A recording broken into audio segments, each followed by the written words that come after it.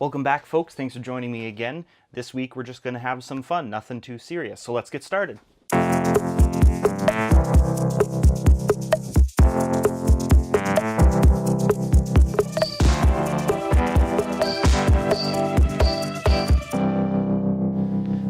right, well, this week we're going to talk about movie trailers.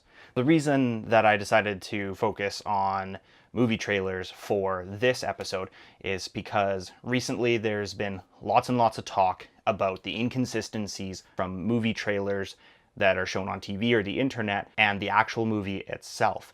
Missing scenes, edited scenes, reshot scenes, things of that sort. Movie theaters have traditionally just used movie posters, and they just simply had a bit of text on the front of the theater that said what movie was showing and maybe what time it was playing at. It's all part of advertisement. That's all it is. It's just a gimmick to get you more hyped up, more interested in the movie, and to get you out there to sell you tickets. So we see that in the evolution of simple trailers for any rom-com movie, for example.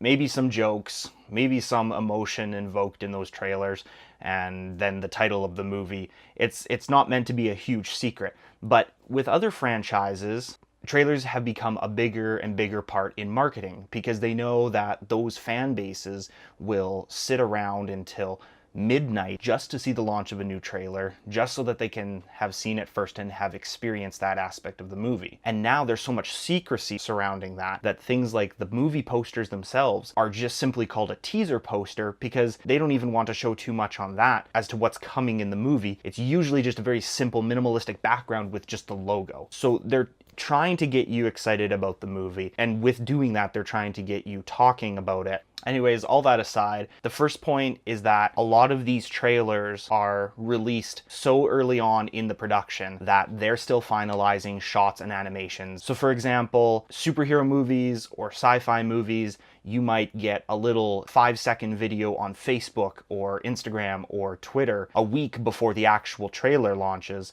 teasing that trailer. It's just going to introduce maybe a couple of the exciting characters, a couple of cool shots, and probably a voiceover with some epic music. So what ends up happening is you end up having a teaser for a teaser trailer. You wouldn't have all of this build up to an actual trailer. And so what they're trying to do with this is, again, to direct the interest in this movie, build it and build it and build it and build it, release tickets early, have people buy them in swarms. A lot of this comes into play because of these new theaters that offer the ability to buy tickets ahead of time. So going back to the main point, because a lot of these trailers are still released when even sometimes principal photography or other edits are still happening on the movie, there are a lot of things that you see in the trailer that are intended to be in the movie but often don't end up making the cut. Some examples of these are The Last Jedi and Rogue One, A Star Wars Story. Now, The Last Jedi trailer only had a couple of shots which ultimately didn't make it into the final cut of the movie. But if you go back a year earlier to Rogue One, A Star Wars Story, there was a good probably close to 30 or 50% of that trailer that ended up not making it into the final movie.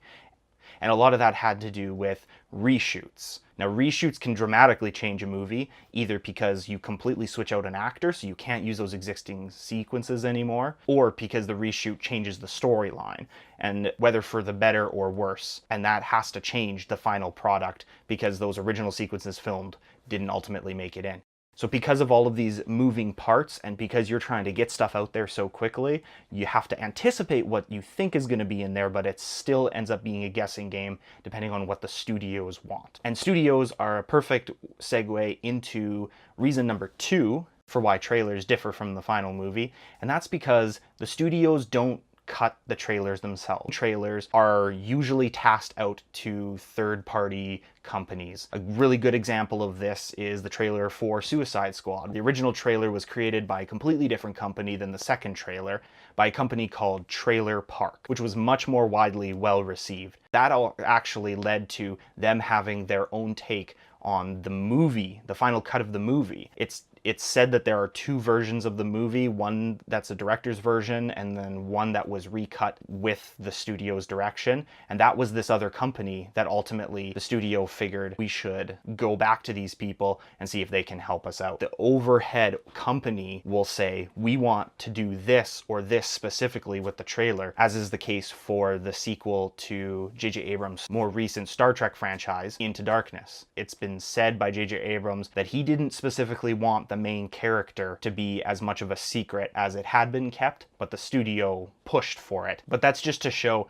that there isn't as much power floating around with the people that actually create the movies as you think. They don't really have any push when it comes to the marketing of the movie, which ultimately is what helps pay for the movie. Point number 3 really just has to do with some of those marketing gimmicks that you see. At Comic-Con the other year, there was a longer trailer released and leaked online for the Infinity War movie, which comes out this May. Upon watching the official trailer, and just so that I've said it, spoiler alert, there was a scene right near the end of the trailer where Thor turns around and you can see very clearly that he has his eye patch on from the end of Thor Ragnarok, which was released a couple of months earlier. But back even earlier in 2017, when the Comic-Con trailer was released, nobody knew officially how Thor Ragnarok was going to end. And so they completely edited out the eye patch or edited on the eye patch for the trailer, whichever was easier, so that the original trailer shows him with 2 eyes and the official trailer shows him with 1 eye. But come the Super Bowl version, we can also see that at the end, the shot of Captain America running at the screen originally didn't have shields. And that was because they were hiding the fact that they wanted to have him donning these Wakanda-style gauntlet shields. So that's just a really quick observation. They have added and removed to the trailer little details that fans love and watch for. And so then that's what they keep an eye out for. And point number 4, some people don't know what a red band trailer is and what a green band trailer is. You're only going to see trailers appropriate to that movie's rating. So on television, you're not going to see anything that's overly violent, overly gory, overly sexual. But when you go and see a movie that's 18A or R, then you will see these red band trailers ahead of more mature movie audiences. If you go and see a Disney Pixar movie, you are almost guaranteed to see a trailer for any upcoming Disney and or Disney Pixar film. They want to promote their own material over another studio's. And if you go and you see the newest installment in the Nightmare on Elm Street series, you're going to have to expect to see previews for any upcoming horror movies as well as psychological thrillers or movies of that genre. Now, romance films, historical films, and rom-coms, action movies and buddy movies, horror movies, sci-fi movies, and fantasy movies all tend to have a similar audience, or at least a crossover audience to several, if not all of those movies. And so those movies will often show like trailers ahead of those movies that don't necessarily match up exactly with the movie you're about to see. So there you have it, just a fun few facts about movies. So if there's something that you want to discuss about the upcoming Black Panther movie, you can post it in the comments below. Please don't post any spoilers to it if you see it before anybody else. And then of course there's Infinity War, and there's also the Han Solo standalone movie from Star Wars coming in May.